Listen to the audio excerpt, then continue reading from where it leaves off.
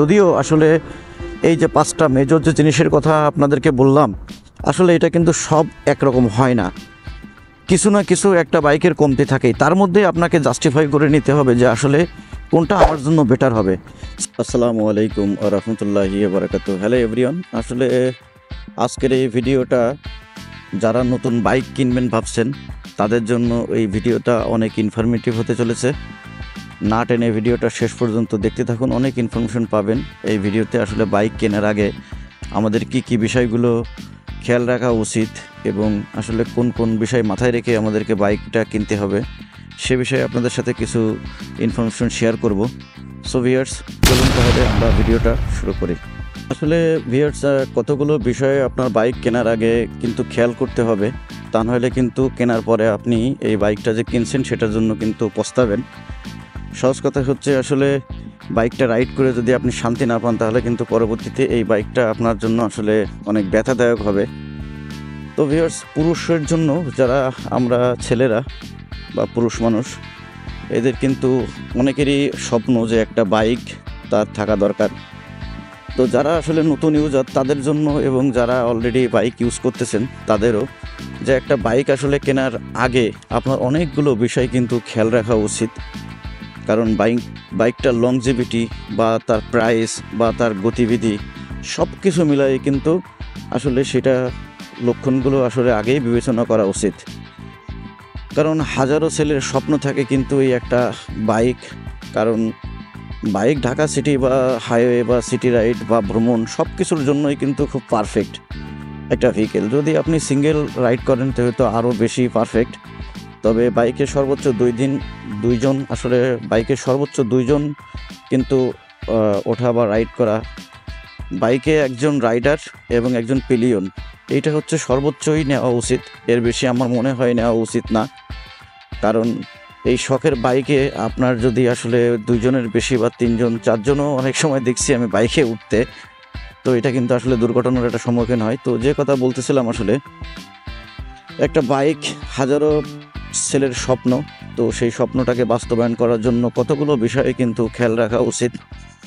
আপনি যদি আপনার নিজের টাকায় বাইক কিনেন অথবা আপনার বাবার টাকায় কিনেন অথবা যে কেউ আপনাকে গিফটও করতে পারে, তো সবগুলো বিষয়ে আসলে এই টাকাটা যাতে নষ্ট না হয় সেটার দিকে খেয়াল রেখে আপনাকে অনেকগুলো বিষয় কিন্তু সতর্ক থাকতে হবে বাইক কেনার আগে। তো আসুন তাহলে আসলে আমরা কি জিনিস মূলত বাইক কেনার আগে আমরা দেখব।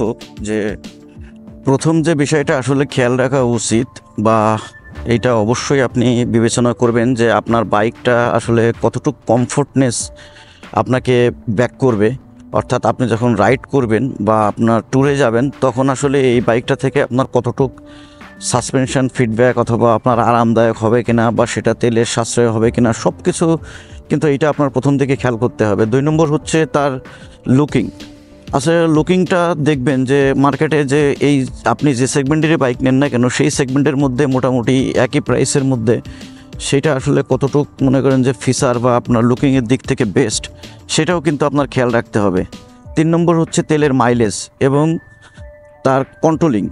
তেলের মাইলেজটার সাথে সাথে আপনার বাইকের কন্ট্রোলিংটাও কিন্তু ভালো হতে হবে অল ওভার। সেটা 2টা ডিস্ক ব্রেক হোক অথবা আপনার সিঙ্গেল একটা ডিস্ক এবং একটা ড্রাম ব্রেক, যেটারই হোক না কেন সেটা 2টা দিকেই আপনি বিবেচনা করবেন এবং এই বাইকটা পর্যাপ্ত পরিমাণ রিভিউ দিবেন। যদি সম্ভব হয় তাহলে অবশ্যই কেনার আগে এই বাইকটা একবার টেস্ট রাইড দিবেন। টেস্ট রাইড দিয়ে যদি মনে হয় যে আপনার কাছে আসলে কমফোর্ট বা ব্রেকিংয়ের দিক থেকেও পারফরমেন্স ভালো আছে বা তেলের মাইলেজটাও ভালো আছে, তো সেই ক্ষেত্রে কিন্তু আপনি তখন এই বাইকটা পারচেস করতে পারবেন। 3 নম্বর যে জিনিসটা সেটা হচ্ছে, আসলে আমাদের দেশে তো অনেকগুলা ইম্পোর্টার আছে এবং অনেক রকমের বাইক কিন্তু এখন বর্তমান বাজারে অ্যাভেলেবেল আছে। ইন্ডিয়ান, ইউরোপিয়ান, এরপরে চাইনিজ, সো জাপানিজ বাইক তো আছেই অনেক আগে থেকেই। তো সেগুলোর মধ্যে আসলে সবথেকে যার পার্টসের অ্যাভেলেবেল বেশি মার্কেটে এবং যেগুলো খুব সহজে সোর্স করে আপনার এই পার্টসগুলো পাওয়া যায়, সাধারণত সেই বাইকগুলোই পারচেস করা আপনার জন্য বেটার হবে আমি মনে করি।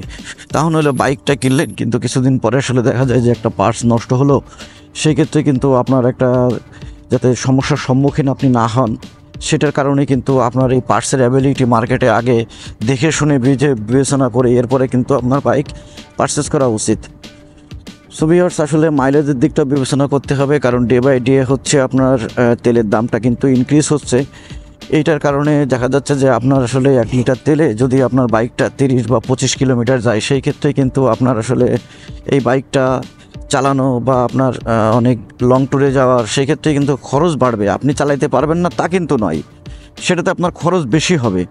তো সেটা খরচের দিকটাও আপনার কনসিডারেশন করতে হবে। বেসিক্যালি আমাদের বাংলাদেশের প্রেক্ষাপটে 150 সিসি বা 125 সিসি বা 110 সিসি সেগমেন্টের বাইক ম্যাক্সিমামই আপনার 35 থেকে 40 কিলোমিটার বা 45 কিলোমিটার তার এই মাঝামাঝি এই মাইলেজেই কিন্তু থাকে। এখন দেখা যাচ্ছে যে 125 সিসির একটা বাইক আপনি পারচেস করলেন, তো সেখানে দেখা যাচ্ছে তার তেলের মাইলেজ মাত্র 25 থেকে 30 কিলোমিটার। তাহলে তো আসলে এই 125 সিসি সেগমেন্টের যে বাইকটা যদি মাইলেজ আপনার 1 লিটার তেলে যদি হচ্ছে 25 বা 30 কিলোমিটার যায়, সেই ক্ষেত্রে তো আপনার আসলে এই বাইকটা চালানো একটু কস্টিংয়ের ব্যাপারটা বেড়ে যাবে। আপনি চালাইতে পারবেন যদি মনে করেন যে না, আমি 125 সিসি বাইক হচ্ছে এটা তেলের মাইলেজ কম যাক চালাবো, সেটা আপনার ব্যক্তিগত ব্যাপার। এটা একটা দিক আপনার খেয়াল রাখতে হবে। 2 নম্বর হচ্ছে পার্টসের যে প্রাইস, ডে বাই ডে আসলে ভ্যাট ট্যাক্স বা ডলারের দাম এই ধরনের অনেক কিছুর উপরে ডিফেন্স করে আসলে কিন্তু আমাদের এই জিনিসগুলোর দাম কিন্তু বেশি। তো সেই ক্ষেত্রে মোটামুটি সহজলভ্য একটা প্রাইসে পাওয়া যায় এবং পার্টসের অ্যাভেলিটি খুব কাছাকাছি থাকে আপনার নিকটস্থ। তো সেই ধরনের বাইক আমার মনে হয় যে পারচেস করা আপনার জন্য বেটার হবে।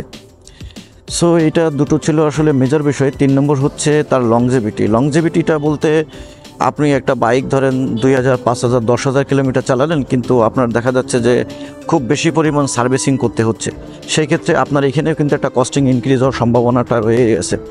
সো এই লংজিভিটি এবং মোটামুটি মাইলেজ, কমফোর্ট, ব্রেকিং এবং তার লুকিং সব কিছু জিনিস একসাথে বিবেচনা করে একটা বাইক নেওয়া উচিত। যদিও আসলে এই যে 5টা মেজর যে জিনিসের কথা আপনাদেরকে বললাম, আসলে এটা কিন্তু সব একরকম হয় না, কিছু না কিছু একটা বাইকের কমতি থাকেই। তার মধ্যে আপনাকে জাস্টিফাই করে নিতে হবে যে আসলে কোনটা আমার জন্য বেটার হবে।